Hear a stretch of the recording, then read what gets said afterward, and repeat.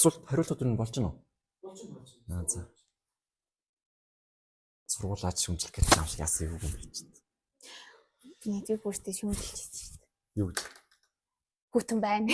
Тэр ч угаасаа үнэ. За. Сайн байцгаана уу? Монгол Улсын их сургуулийн хууль зүйн сургуулийн оюутны зөвлөлөөс бэлтгэн гаргадаг хуульчийн замнал подкаст маань 2026 оны 2 дугаар дугаартаа Монгол Улсын их сургуулийн хууль зүйн сургуулийн 5 дугаар курсын оюутны Цэрэн Чимд оролцож байна. За юуны өмнө бидний урилгыг хүлээн авч цаг зав зарцуулж байгаа танд баярлалаа. За баярлалаа намайг хүрч оролцож байгаад баярлалаа. За намайг Цэрэн Чимд гэдэг Мөсийн хууль зүйн сургуулийн 5 дугаар оюутан байна. Баярлалаа. За манай подкаст маань асуулт хариултын замаар явах байгаа. За эхний асуулт нь та одоогоор ямар байгууллагад дадлага хийж байгаа вэ? За би Өмгөөлийн дуу нарман and partners фирмд дадлага хийж байна.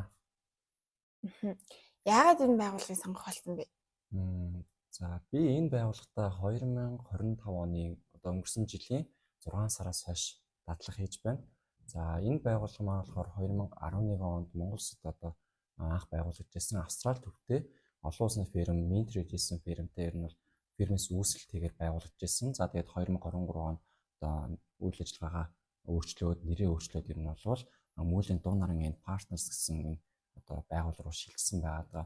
Эндээс миний хэлэх гээд байгаа санаа бол манай фирм бол өөрөө нэгдүгээр олон улсын одоо фирм одоо суурьтай ажилладаг. За хоёрдугаар тэр нь манай үйлчлүүлэгч манайхаас хууль зүйн зөвлөгөө авдаг байгууллага маань өөрөө олон улсын байгууллагууд байдаг учраас эндээс бол нэгдүгээр надад сурах юм бол маш их байгаа юм байна. Хоёрдугаар тэр нь бол одоо нэр хүндтэй байгууллагад ажилладаг гэдэг бол миний одоо хувийн хувьд бол одоо маш том өөрийн нэр хүнд юм аа гэж нь үзэж байгаа учраас энэ хүү байгууллагыг сонгосон байгаа.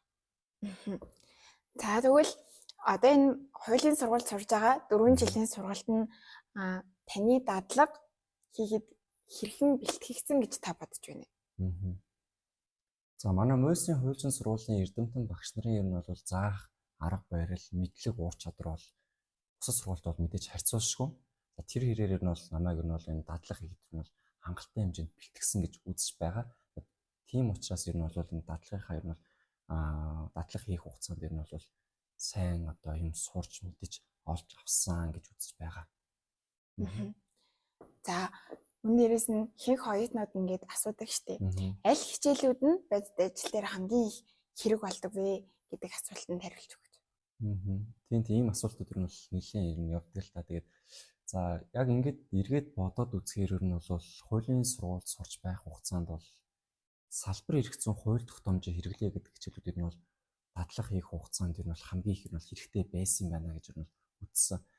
Яг энэ хичээлүүдийн нэрээс аваад үзэх юм бол одоо захиргааны хууль тогтоомжийг хэрэглэе, эрүүгийн хууль тогтоомжийг хэрэглэе, иргэний хууль тогтоомжийг хэрэглэе буюу хэрэглэе гэд хууль тогтоомжийг яаж хэрэглэх вэ гэдэг нь бол хичээл орж байгаа учраас ер нь бол дадлага хийх хугацаанд ер нь бол хамгийн их нь бол хэрэг болсон гэж үзэж байгаа. Жишээлх юм бол иргэний хууль тогтоомжийг хэрэглэе гэдэг хичээлийг нь бол үзэхэд ер нь бол бид нар нөгөө бодлого боддог шүү дээ. 2 дугаар курсийн ерхий анги гэдэг хичээлүүдээр нь бодлого боддог тийм. Тэнд бодож байгаа бодлогууд ер нь бол иргэний хууль тогтоомж хэрэглэе гэж бодлого хичээл дээр үзэж байгаа. Бидний бодож байгаа бодлого дээр нь харьцуулах юм бол арай нэг жоо арай энгийн. Хэрэглэн дээр бол ер нь бол илүү ихээр одоо ингэ хуулийг ер нь бол өөрчилсөн нөхцлүүдийг бид нар илүү ихээр олж авч одоо ингэ суралцдаг. За эрүүгийн хууль тогтоомжийн хэрэглэе гэдэг хичээлээр бид нар 3 дугаар курсийн хавартаа бол эрүүгийн процесс эрх зүй гэдэг хичээлийг үзэж байгаа болвол 4 дугаар курст эрүүгийн хууль тогтоомж хэрэглэе гэдэг хичээл дээр эрүүгийн процесс эрх зүйгээр сурсан зүйлээ эрүүгийн эрх зүйн ерхий анги болон тусгай ангийн хичээлүүд дээр нь хамтраад ер нь бол эрүүгийн хэрэг хянан шийдвэрлэх ажиллагаа гэх одоо энэ том процесс хичээлүүдээр нь үздэг тийм. Ер нь бол энэ хууль тогтоомжийг хэрэглэе гэдэг хичээл ер нь бол хамгийн их ер нь бол хэрэгтэй юм шүү. Тэрийг ер нь бол зайлшгүй нь бол одоо сайн судалж анхаарч үзээсэй гэж хүсэж байна. Гэхдээ түүнээс өмнө бид нар нөгөө нэг бас нөгөө өөрчлөлт нөхцөл хийж ярьдаг шиг тийм ээ. Хууль тогтоомжийн хэрэглэе гэдэг хичээлийг үзэхээс өмнө бид нар бас өмнөх хичээлүүдээр нь хайж болохгүй шүү. Тэрийг бол заавал анхаарч үзээсэй гэж хэлмээр байна.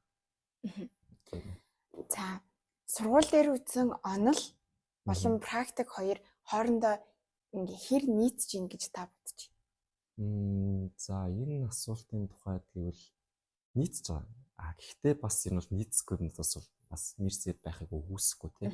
Энэ бол яг нэг онлоор сурсан зүйлээр нь практик дээр нь бол зөрчилдөхийг нь бол одоо байх асуудал юм байна л гэж харсан.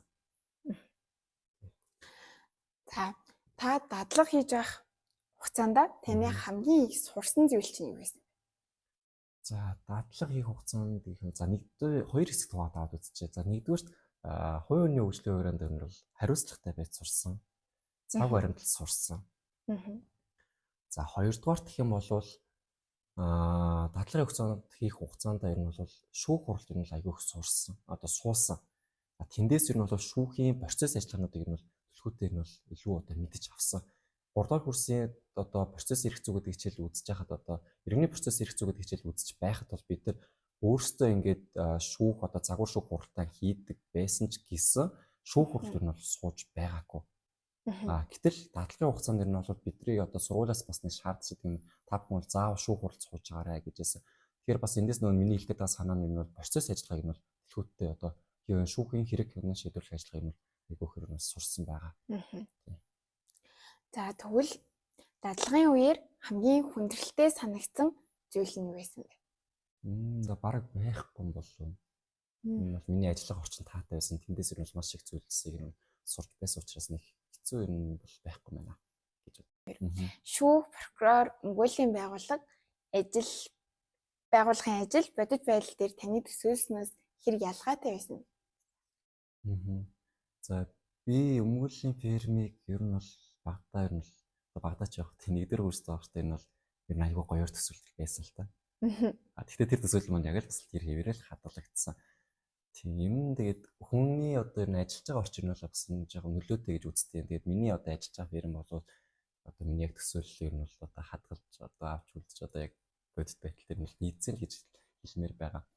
Ер нь хуульч болоход манлаас гадна яг ямар ур чадвар чухал гэж та бодож байна? За энэ soft skill нь л асууж байх шиг бодож байна. Тэгээд ачаал дааж нь бол сурах хэрэгтэй гэж бодож байна. Бидний ажил бол угаасаа мэдээж цаг наргүй ажиллаж ийзэг тий. Бид нар нь бол 11 шөнийн 11 12 хүртэл ажиллаж болно. Магадгүй шөнийн 3 4 хүртэл ажиллаад эргээд 9 цагт ажилдаа эргээд сууж байгаад 10 ажиллаа сууж байхыг үүсэхгүй 10 цагт үйлчлүүлэгчийг хэрэг шиг хамгаалаад энэ бол одоо шүүх хуралдаа сууж байхыг ч үүсэхгүй тий. Тийм учраас ачаалтай байх юм бол ур чадвар нь бол бидэрт хэрэгтэй шүү. За тэгээд дээрэс нь хариуцлагатай байх одоо шаардлагатай. Хийсэн ажлыг нь бол яг цаг тухайд нь дуусчихдаг тий. За хариуцлага одоо дэрэн дээрээс нэмээд энэ бол цаг баримталдаг байх шаардлагатай. Энэ ажил эхлэх жаал 5 минутын өмнө хүрээд ирчих хэрэгтэй. Шүүх хурал эхлэх жаал 15 минутын өмнө ирчихсэн байх хэрэгтэй ч юм те. Тэгэхээр энэ soft skill-үүд энэ бол оюутан байх хугацаанд энэ өөртөө энэ заавал ингээд одоо суулгаараа гэж хэлмээр байна. Гэтэ манай МОС-ийн хуулийн сургуулийн оюутнууд энэ бол одоо онлайн хувьч төр хувийн skill, ур чадвар, soft skill-ийн хувьд ч юм тэгээд бусад сургуулиудаас ер нь бол илүү гарнахаас ер нь дутхгүй гэж ер нь бодож байна. Та цаашид ер нь яг ямар чиглэлээр хуульч болохыг хүсэж байна?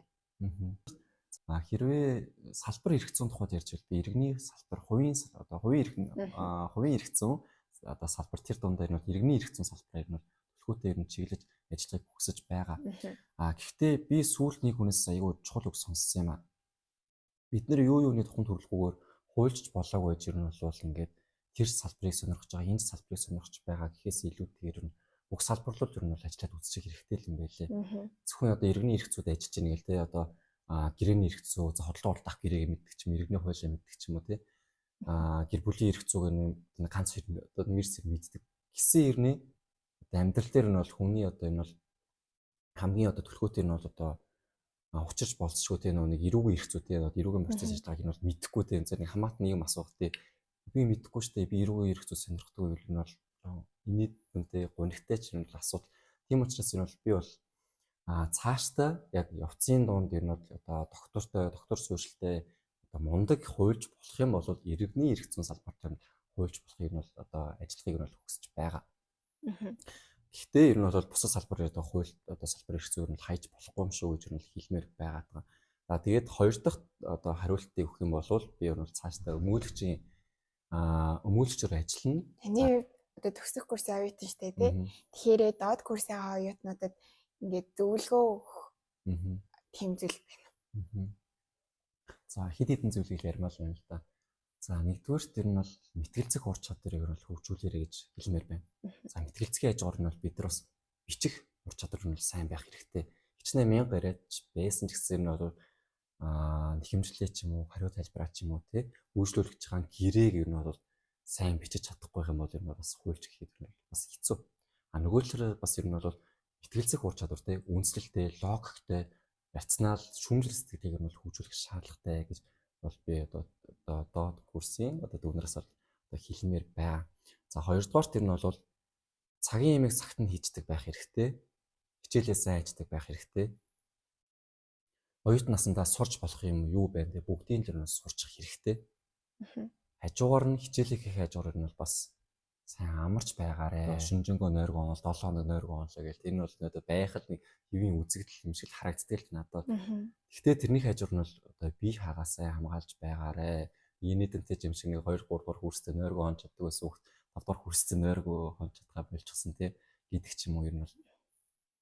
За тэгээд хэлэхэд ер нь оюут нас хайрлаж яваарэ. Ер нь оюут нас чинь хамгийн сайхан юм байна шүү л гэдэг юм бол юугаас ойлгож байна. За бас баярлалаа. За баярлалаа. Би бас өөрөө 2 дугаар курсын оюутны хувьд үнэхээр үнэтэй зөвлөгөөнүүдийг мэдчих чадлаа.